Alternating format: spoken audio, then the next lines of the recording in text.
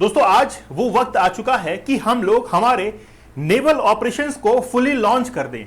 और मैं ऐसा इसलिए कह रहा हूं क्योंकि रिसेंटली हमारे जो वाइस एडमिरल हैं नेवी के, उन्होंने कह दिया है कि हमने हमारे जो शिप्स हैं उनको कराची पोर्ट की तरफ रवाना कर दिया है। इसका मतलब यह है कि ऑपरेशन ट्राइडेंट को वापस से अंजाम देने का वक्त आ चुका है। 4 से 5 दिसंबर 1971 को हमने ऑपरेशन ट्राइडेंट चलवाया था। क्यों? क्योंकि कराची पोर्ट को हमको बड़ा अच्छे से कंट्रोल करना था। क्यों? क्योंकि कराची पोर्ट से ही सब कुछ जो है एक्सपोर्ट इंपोर्ट हो रहा था और कराची पोर्ट से ही भारत के ऊपर पाकिस्तान हमला कर सकता था। तो ऑपरेशन ट्राइडेंट जो है आज वाकई में उसको वापस से दोहराने की बारी आ चुकी है। मैं आपको थोड़ा सा ब्रीफ कर देता हूं कि हुआ क्या था। हम लोग ये चाहते थे कि पाकिस्तान का नेवल ब्लॉकेज कर दिया जाए और नेवल ब्लॉकेज करने से पाकिस्तान की जितनी भी नेवल फोर्सेज हैं वो कोई भी एक्टिविटी नहीं कर पाएंगे। इसके लिए हमने ऑपरेशन ट्राइडेंट लॉन्च किया। हमारी 2 जो शिप्स हैं वो पहुंची थी कराची की तरफ। कैसे? देखिए, एक्चुअली में हमने जब कराची पोर्ट के पास में गए तो वहां से मिसाइल जो है वो फायर करना शुरू किया कराची पोर्ट के ऊपर। साथ ही के अंदर जहां ऑयल रिजर्व रखे हुए थे पाकिस्तान के ऊपर, वहां पर भी हमने फायर करना शुरू किया। उसका रिजल्ट ये निकला कि अगले 3-4 रोज तक बेहतरीन जो है वो आग जलती रही और अगले 1 महीने तक आज आग जो है वो बुझ नहीं पाई। हम लोग क्या चाहते थे? हम लोग ये चाहते थे कि हमारी जो आईएनएस किल्तान है वो आईएनएस किल्तान यूं लौटकर वापस से आई और इसने जो है वो क्या किया, वहां के ऑयल रिजर्व्स को उड़ा दिया। साथ ही के अंदर भारत की आईएनएस निर्घट जिसने पीएनएस खैबर को पानी में डुबो दिया था, भारत की आईएनएस निपात जिसने पाकिस्तान की चैलेंजर को संक करवा दिया था, भारत की आईएनएस वीर जिसने पीएनएस मुखाफिज को पानी में संक करवा दिया था। इस तरीके से हमने 1971 का वॉर जीता और इसीलिए हमारा जो ऑपरेशन ट्राइडेंट था वो सक्सेसफुल हुआ। और उसके बाद में हमने शिमला एग्रीमेंट किया। शिमला एग्रीमेंट के तहत 93,000 जो कि पाकिस्तानी सैनिक थे, भारत के अंदर थे, हमने वापस से पाकिस्तान को लौटा दिया और ये कहा कि अब इस पीओके के लाइन के एक तरफ पाकिस्तान रहेगा और एक तरफ भारत रहेगा। लेकिन आज शिमला एग्रीमेंट जो है वो खत्म हो चुका है। सिंधु एग्रीमेंट खत्म हो चुका है। इंडस जो रिवर ट्रीटी थी वो भी खत्म हो चुकी है 1960 की। अब कोई भी एलओसी नहीं बची है और पीओके नहीं रहा है। पाक ऑक्यूपाइड कश्मीर ऐसा कोई अस्तित्व आज वर्तमान में नहीं है। वो सीमाएं खुल चुकी हैं, खुली सीमाएं हो चुकी हैं। लेकिन अगर आज हमको नेवी ऑपरेशंस को अंजाम देना हो तो हम लोग किस तरीके से आगे जो है वो अपनी नेवी को तैयार कर सकते हैं। हम लोगों को बे ऑफ बंगाल जो है इसको अच्छे से ब्लॉक जो है वो करना पड़ेगा। देखिए, सबसे पहली बात यह है कि हमको ब्लॉकेड लगाना पड़ेगा नेवी के ऊपर। जो पाकिस्तान की नेवी है उसको अरेबियन सी से बाहर निकलने के अंदर हमको यहां पर ब्लॉकेड जो है वो लगाना पड़ेगा। एक बार अगर ब्लॉकेड लगता है और पाकिस्तान के नेवी को हम लोग पूरी तरीके से ब्लॉक कर देते हैं तो उसका एक्सेस बंद हो जाएगा अरेबियन सी के अंदर और ना तो टर्की जो है उसकी हेल्प कर पाएगा। रिसेंटली आप लोगों को पता होगा कि टर्की का एक शिप जो था वो पाकिस्तान के अंदर आया और हमने जब पूछा कि भाई इधर क्या लेने के लिए आए हो तो जवाब क्या मिला कि हम तो यहां पर फ्यूल को फिल करने के लिए आए हैं, यहां पर ईंधन भरने के लिए आए हैं, जो कि झूठ बोला जा रहा था। ईंधन भरने के लिए तुमको जरूरत पड़ी टर्की से पाकिस्तान आने की। बाद में फिर पता चला कि वो बेसिकली ये दिखाना चाह रहे थे कि टर्की जो है आज पाकिस्तान के साथ में है। लेकिन हम लोग भी जो है वो पीछे हटने वाले नहीं हैं। हमने नेवल ब्लॉकेज जो है वो लगाना शुरू कर दिया है। कराची पोर्ट तक हम लोग पहुंचने वाले हैं। हमारा एक ये भी जबरदस्त कदम हो सकता है कि हम लोग ब्रह्मोस का जो कि न्यूक्लियर वॉर हेड को कैरी कर सकती है, इसको प्रिसाइजली अटैक करने के लिए। देखिए, हम लोग अटैक करें लेकिन प्रिसाइजली, बहुत सटीक जो है वो आज निशाना होना चाहिए। तो वही सटीक निशाना लगाने के लिए हम लोग ब्रह्मोस का इस्तेमाल कर सकते हैं और प्रिसाइज, जैसे आप देखिए यहां पर ऑपरेशन सिंदूर के तहत इंडियन आर्म फोर्सेज जो थी उन्होंने ऑपरेशन सिंदूर के तहत जितने भी टेररिस्ट कैंप थे उनको उड़ाया था और बड़ा प्रिसाइज अटैक था। वैसा ही अटैक जो है हमको आज कहां पर चाहिए? नेवी के अंदर चाहिए। मिग 29 का इस्तेमाल जो है हम लोग कर सकते हैं आज कहां पर? नेवी के साथ में।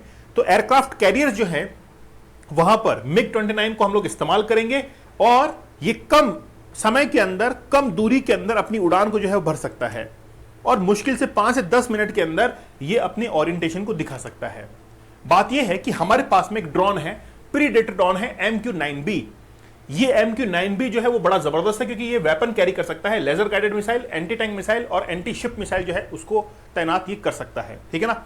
उनको ले जाकर और पाकिस्तान की जो नेवी है वहां पर अटैक कर सकता है। साथ ही के अंदर हम लोग सबमरीन का पनडुब्बी का इस्तेमाल करेंगे। पनडुब्बी के अंदर सबसे बेहतरीन पनडुब्बी हमारे पास में है आईएनएस चक्र। आईएनएस चक्र का हम लोग इसलिए इस्तेमाल करें क्योंकि आईएनएस चक्र एक न्यूक्लियर पावर्ड हमारे पास में सबमरीन है। वो न्यूक्लियर पावर सबमरीन बहुत लंबे समय तक पानी के अंदर रह सकती है ताकि दुश्मन को यह पता ना लगे कि आज पानी के अंदर कोई हलचल है, कोई यहां पर ऑब्जेक्ट है। क्योंकि अगर पानी के ऊपर आना पड़ा, अगर देखिए डीजल जनरेटर इंजन लगा हुआ हो, डीजल इलेक्ट्रिक जनरेटर लगा हुआ हो, तो उस पनडुब्बी को दिन में एक बार वन टाइम जो है वो समंदर से ऊपर आना पड़ता है, क्योंकि उसके अंदर जितना भी क्रू मेंबर है उसको ऑक्सीजन की जरूरत पड़ती है और ऑक्सीजन को लेने के लिए वापस से ऊपर आना पड़ता है। साथ ही के अंदर बहुत सारी एक्टिविटीज के लिए ऑक्सीजन की जरूरत पड़ती है। इसलिए डीजल इलेक्ट्रिक नहीं, हमको चाहिए न्यूक्लियर पावर्ड सबमरीन जो कि आईएनएस चक्र है। और आईएनएस चक्र को हम लोग इस्तेमाल करके बहुत लंबे समय तक अपनी सबमरीन को पानी के अंदर रख सकते हैं और बाद में जैसे समय आता है तो उनसे फिर हम लोग अटैक कर सकते हैं। अटैक के अंदर काम आएगा टॉर्पीडो। भारत के अंदर जो टॉर्पीडोज इस्तेमाल होते हैं वो बड़े प्रिसाइज हैं, सटीक निशाना लगाते हैं। जैसे कि आप लोग देखिए, हमने आईएनएस गाजी, आपने फिल्म भी देखी होगी, उसके अंदर बड़ा प्रिसाइज अटैक पनडुब्बी के द्वारा टॉर्पीडो फायर करके किया गया था। तो टॉर्पीडो जो है वो टॉर्पीडो ट्यूब के अंदर होता है और टॉर्पीडो ट्यूब से फिर जो सबमरीन है वो क्या करती है, फायर करती है। ठीक है, अब बात यह है कि हमको ये वॉर जो है वो साइकोलॉजिकली भी लड़ना पड़ेगा। साइकोलॉजी वॉर लड़ने के लिए दुश्मन को अगर हराना है तो सबसे पहले, मैंने कई बार जब पढ़ाता हूं तो अपने स्टूडेंट्स को यही कहता हूं कि यार आपको एग्जाम क्लियर करना है तो सबसे पहले दिमाग में रखना पड़ेगा कि हमको एग्जाम क्रैक कैसे करना है। अगर एक बार आपकी साइकोलॉजी में फिट हो गया कि एग्जाम क्रैक कैसे करना है, मैक्सिमम मार्क्स कैसे लेके आने हैं, तो फिर काम बन जाता है। और दुश्मन को अगर हराना है तो दुश्मन के ऊपर साइकोलॉजिकली इंपैक्ट करना पड़ेगा। अच्छा, मैं इंडिया पाकिस्तान के आपको क्रिकेट मैच की कुछ जो है वो दृश्य दिखाना चाहूंगा। दृश्य कैसे, मतलब याद दिलाना चाहूंगा विजुअल्स को। जब भी भारत पाकिस्तान का मैच होता है तो मान लीजिए कि बॉलर जो है वो पाकिस्तानी है और बैट्समैन जो है वो इंडियन है। अब पाकिस्तानी बॉलर जब भी जो है बॉल फेंकेगा तो वो क्या करेगा, बैट्समैन को कुछ कहकर आएगा। जैसे मान लीजिए पाकिस्तानी बॉलर ने बॉल फेंकी है तो वो इंडिया के बैट्समैन को क्या कहेगा, तेरी बस की बात नहीं है। इसने ऐसा कहा क्यों, वो साइकोलॉजिकली जो है वो प्रेशर में डालना चाहता है उस बैट्समैन को। हम भी जो है इस इंडिया पाकिस्तान के वॉर के अंदर एक बहुत बेहतरीन साइकोलॉजिकली एक प्रेशर जो है इंपैक्ट वो आज पाकिस्तान के ऊपर डाल सकते हैं। और वो क्या है, हमको एक जबरदस्त एक्सरसाइज करनी पड़ेगी, नेवल एक्सरसाइज, और वो है मालाबार। आप लोगों को पता होगा कि हमने क्वाड कंट्रीज को बनाया हुआ है। क्वाड कंट्रीज, क्वाड्रिलेटरल कंट्रीज का एक ऐसा ग्रुप है जिसके अंदर यूएसए, जापान, ऑस्ट्रेलिया और इंडिया शामिल हैं। ये सभी देश मिलकर आज इंफॉर्मेशन को शेयर करें, इंटेलिजेंस को आपस में शेयर करें और इंडिया को दे।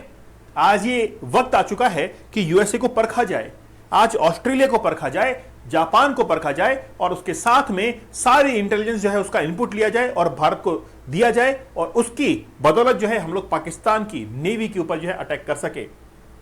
क्योंकि हमने ये ग्रुप, क्वाड ग्रुप जो है वो देखने के लिए तो बनाया नहीं है, 4 देशों का ग्रुप जो कि बनाया इसलिए गया था कि हम लोग ट्रेड अच्छे से कर पाएंगे, हम लोग कम्युनिकेशन अच्छे से कर पाएंगे। लेकिन आज वक्त है कि इंफॉर्मेशन को शेयर करने के अंदर, गैदर करने के अंदर आज वो काम में आ सकता है। तो हम लोग मालाबार जो मिलिट्री एक्सरसाइज है उसको कंडक्ट करवा सकते हैं। तो क्वाड कंट्रीज जो है वो आज अगर हमारे साथ में आकर खड़ी होती हैं तो हम लोग बड़ी बेहतरीन तरीके से नेवल ब्लॉकेज पाकिस्तान के ऊपर लगा सकते हैं। क्योंकि रिसेंटली वाइस एडमिरल ने कह दिया है कि हम लोग कराची पोर्ट की तरफ बढ़ रहे हैं, हमारे शिप्स जो है वो तैनात हो चुके हैं।